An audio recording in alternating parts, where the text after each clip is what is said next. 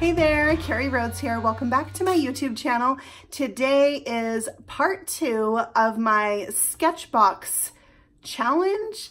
I kind of challenged myself to use the June 2019 SketchBox to incorporate it into my card making. So on the previous video, part 1, I made 4 backgrounds, and I'm going to take those backgrounds and turn them into cards in this video. So what did I use from the SketchBox? Some liquid watercolors, a water brush, and a pen, a black liner pen. So that's what I'm using today in the video, along with my usual card making supplies, stamps, paper, and embellishments. So let's get stamping.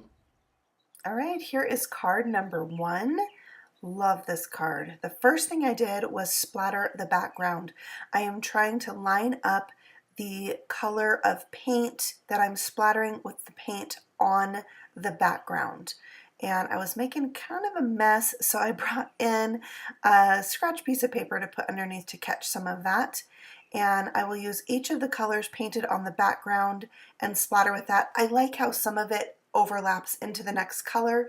I love that look, but I did use each of those 5 colors that I painted the background with from the June 2019 SketchBox.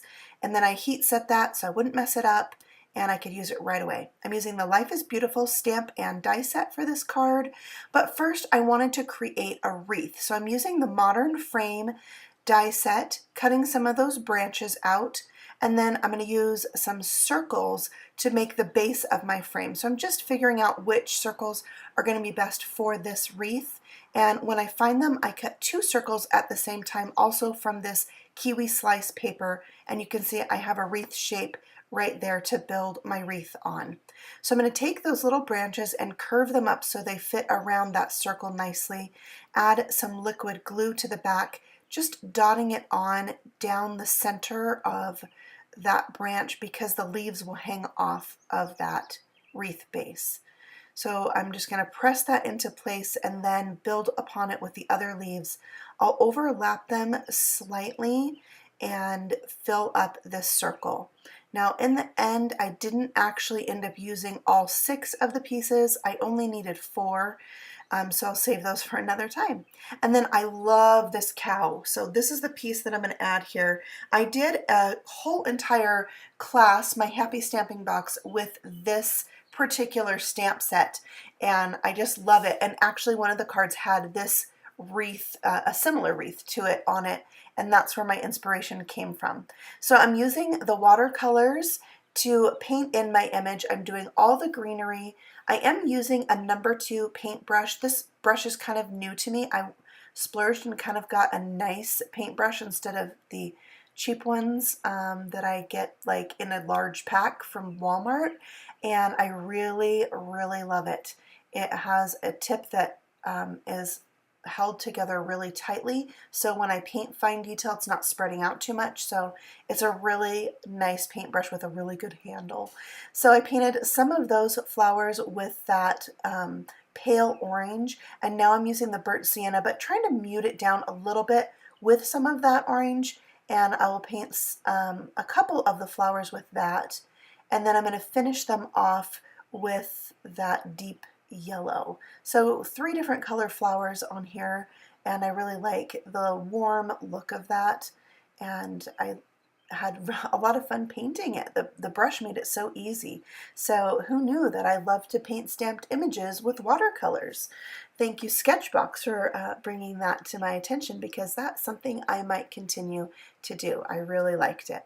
So now I'm using that Payne's Gray for the cow. I wanted him to be black and white, but you don't want to make it so black that you hide all the details. So this Payne's Gray was perfect. I painted a light layer and then I went over it and added some darker details. I also really watered it down to make some shadows with it right under those flowers, so that she had a little shadow under the flowers on her head. I added a very watered down version of the pale orange to pink up the inside of the ears as well. So just adding those darker details there, and that finishes up the cow. I adore it. So I'm going to die cut that, and look how it turned out. Love it. So that's going to go on our wreath just like that. I brought in some ribbons to kind of see which one I might like for the top of it. I'm going to add a sentiment, but I really only wanted the word beautiful, so I'm going to mask off the rest with some purple tape, and then I'll ink that up with some pumpkin bread ink. So I'm trying to mimic those warm orangey colors. And then after I ink it, you peel the tape off, which moved my stamp a little bit, but I was able to fix it. And then I just stamped that on a 1/2 inch strip of whipped cream cardstock. And I love how it just has the word beautiful. I'm going to tear off the excess, and then that will go on my wreath as well. So I'm just kind of placing things where I want them. I decided I would use a couple of these sunflowers, so I stamped those up, and then I'm going to go ahead and watercolor those as well, using that deep yellow, and then I'll use the burnt sienna for the center of the flower, and I'll do that on both. This particular stamp does not have a die, so I'll go ahead and fussy cut that. Just turning the paper instead of my scissors to cut it out makes it a lot easier. And then I decided to go with the gingham ribbon. I love the black and white gingham, so I felt like that was a perfect fit for this wreath, and I'll lay everything out so I can see how it looks, and I decided I did need to go ahead and trim off the white edges. So you'll see me finish that off here with my paper trimmer, and then I'm going to stick my wreath down to my card with some foam strips. These are by Darice, and they are really bendable. So they're perfect for circles, great for shaker cards, and I just kind of like to lay everything out a bunch of times before I actually stick everything down. And when I was doing that, I realized my sentiment needed a little something. So I went back with that pumpkin bread ink and I sponged up the edges just to give it a more distressed look. And I like when you sponge the edge, it almost gives it another layer. So I feel like that added just what I needed. I removed the backing from the wreath, stuck that down to my card. The cow's going to get some foam squares and then also some glue where it's going to overlap the wreath. Put a heavy block on that so it really adheres down. I'm going to stick this bow on with glue dots. So I just press the glue dot onto the ribbon, and then I can press that onto the wreath. And then the sentiment will also get stuck on with a mixture of glue and foam squares, depending on where it's hitting that wreath. And after I figure out where I want my flowers to go, I'll go ahead and glue them onto the wreath as well. I think like that. Yeah. All right, so a little liquid glue to hold those down, and then you'll see I'm trying to figure out the background of my card. I thought I might use this tin pale gray with a little black background. I wasn't loving it, so I pulled out my peaches and cream, and oh my word, is it not the perfect match for that pale orange.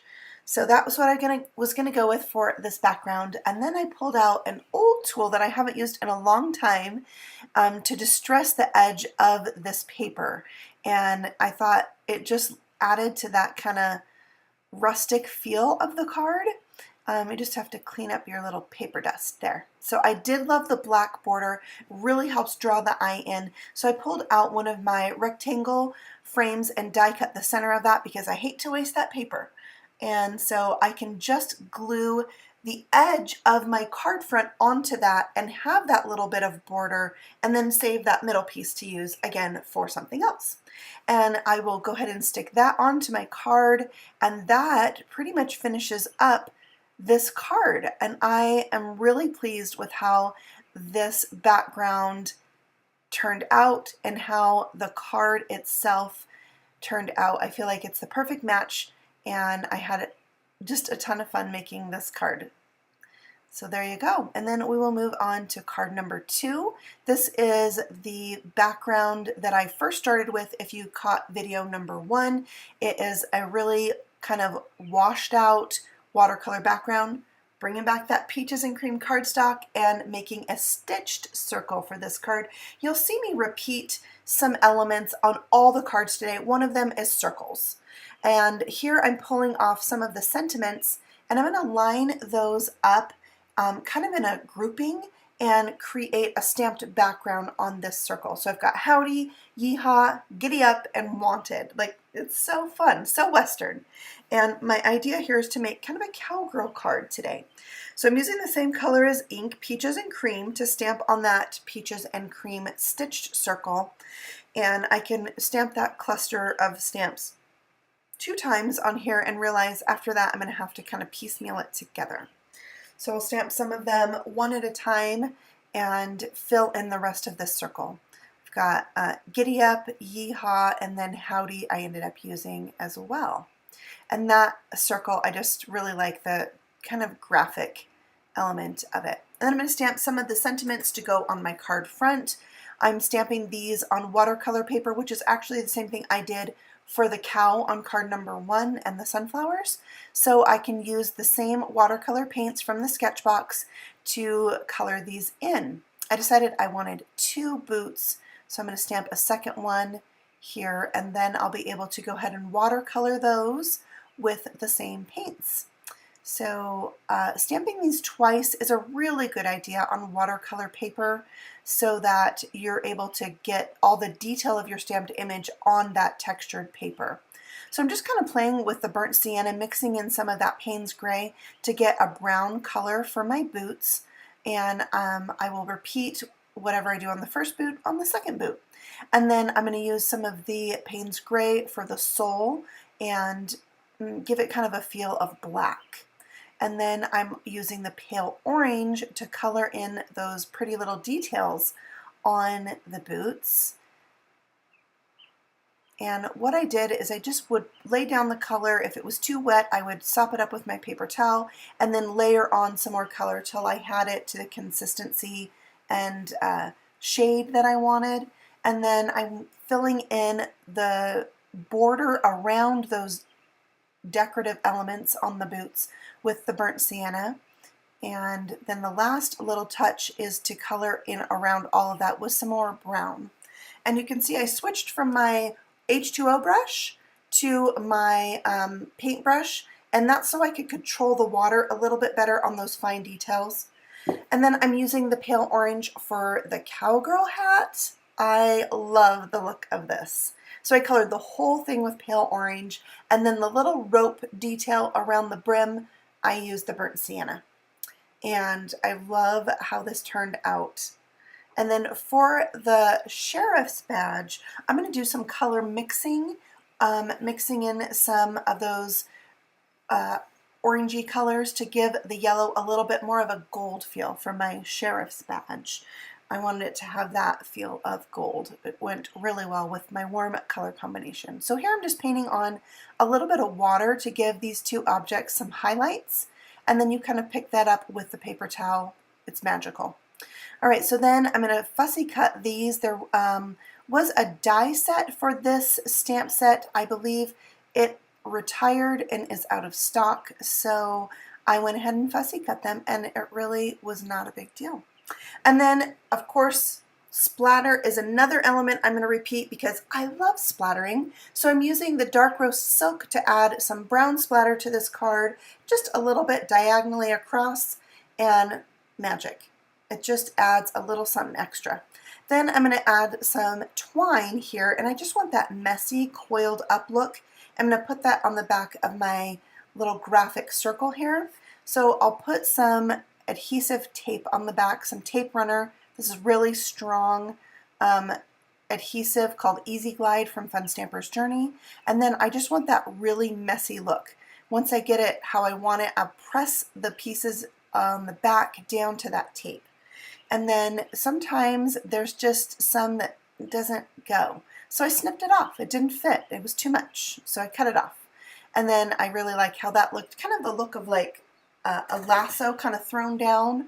So I also will use my foam squares to help hold that down on the back. So I'll just hit the edges of that twine with the foam squares, and that helps secure it.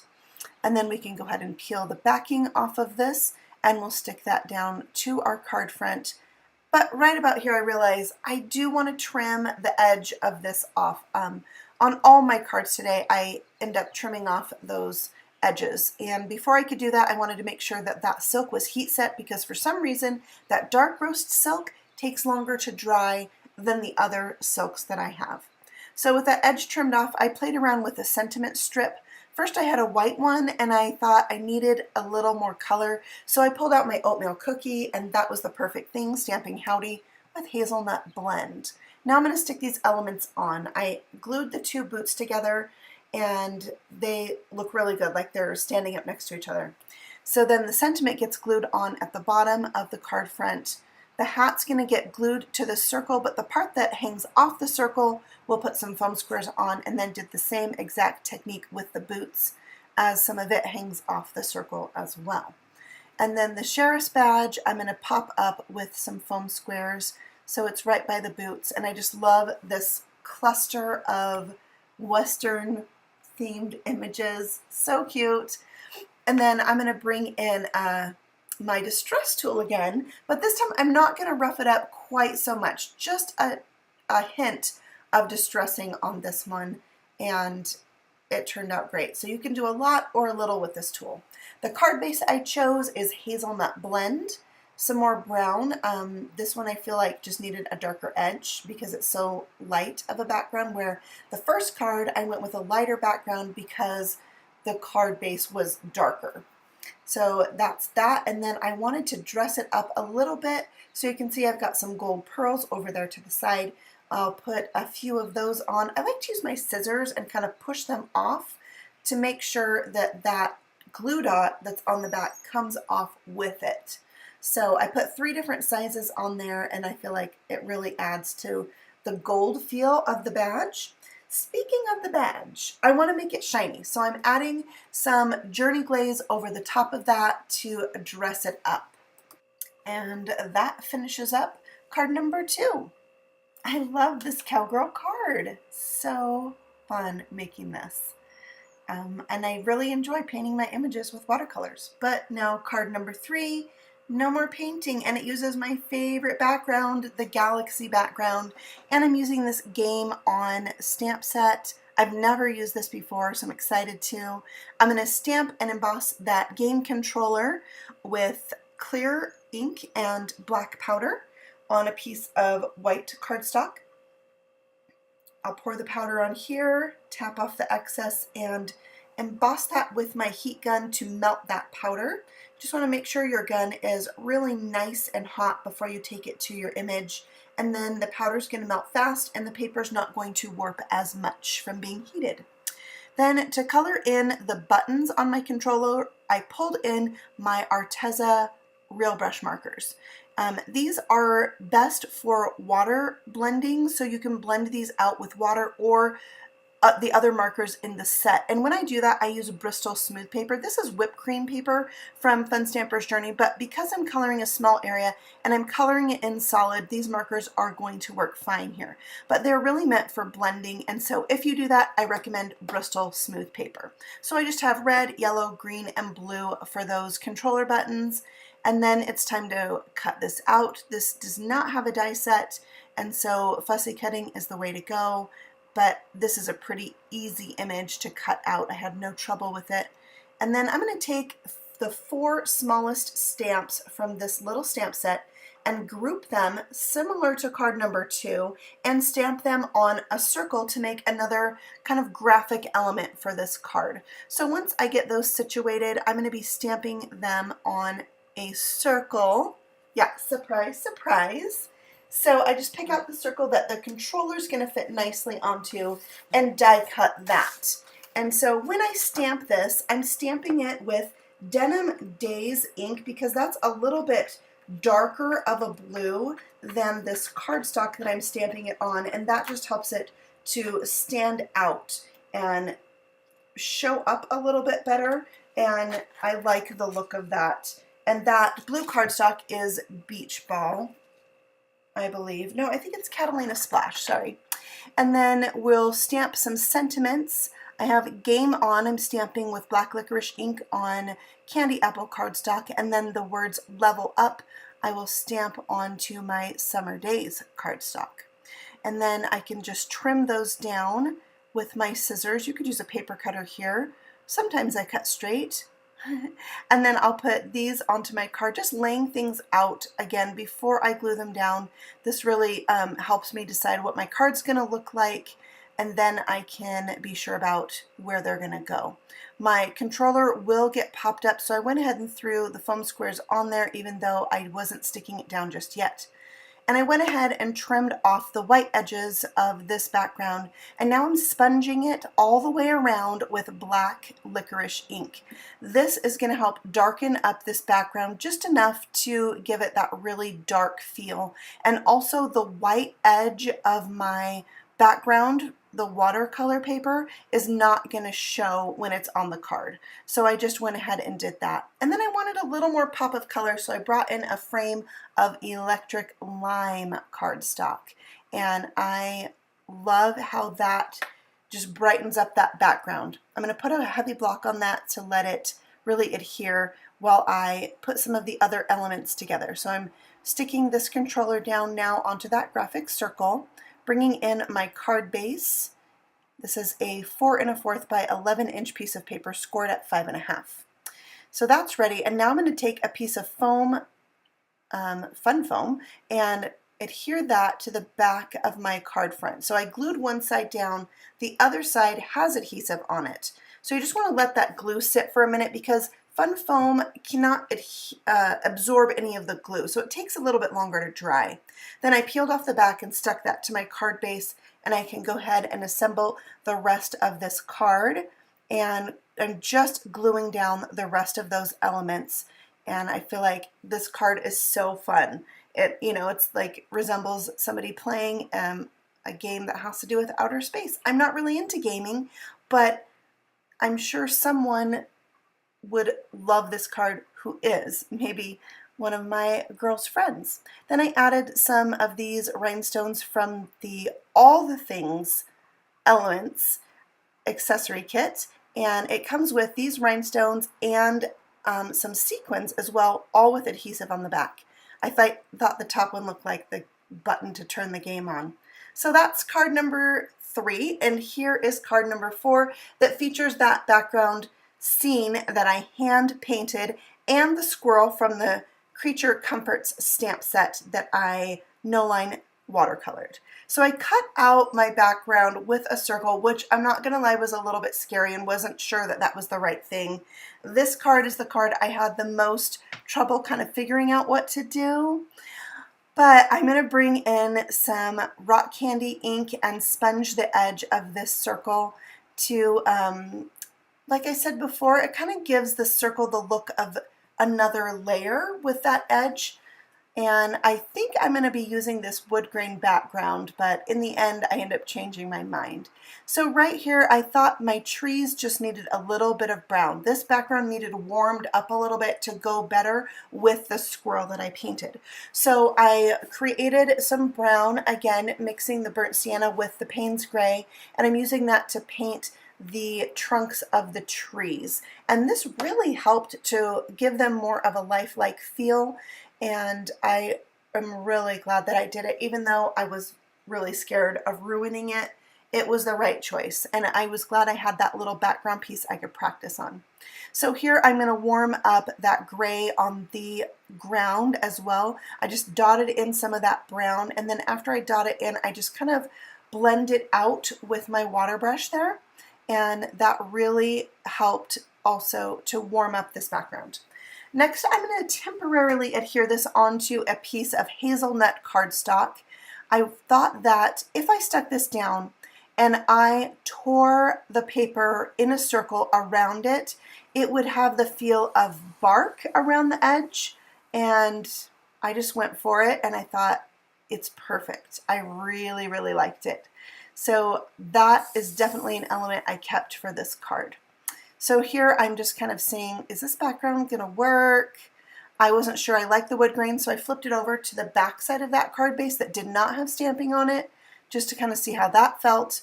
Then I stamped some acorns from this stamp set, and I'm just laying out my sentiment, the acorn, trying to figure it out, and not sure still what I'm going to do, but I knew the top of this acorn needed colored. So I brought back my Arteza pens to color that.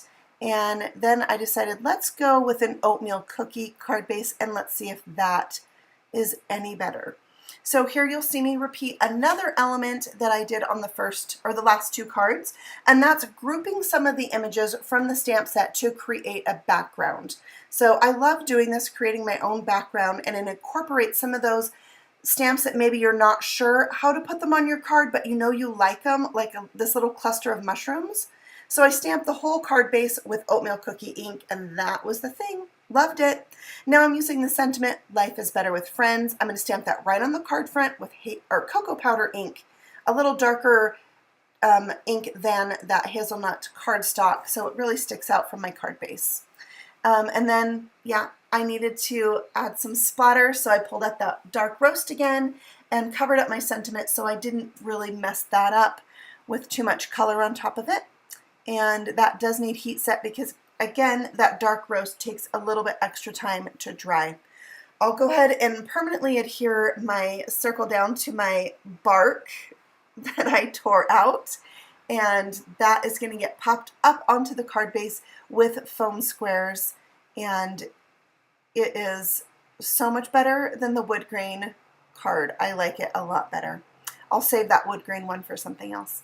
I'm also going to pop up my squirrel, and now he looks like he's sitting in the forest, and he really just needs a friend. So that's why I put the sentiment, life is better with friends. So I added my acorn, and then I thought I needed a couple more. I just needed kind of like an embellishment for this card. So the acorns are going to be the thing. I didn't end up using all the acorns I stamped, but honestly, I stamped a bunch because I didn't like how the stamped image turned out on a few of them.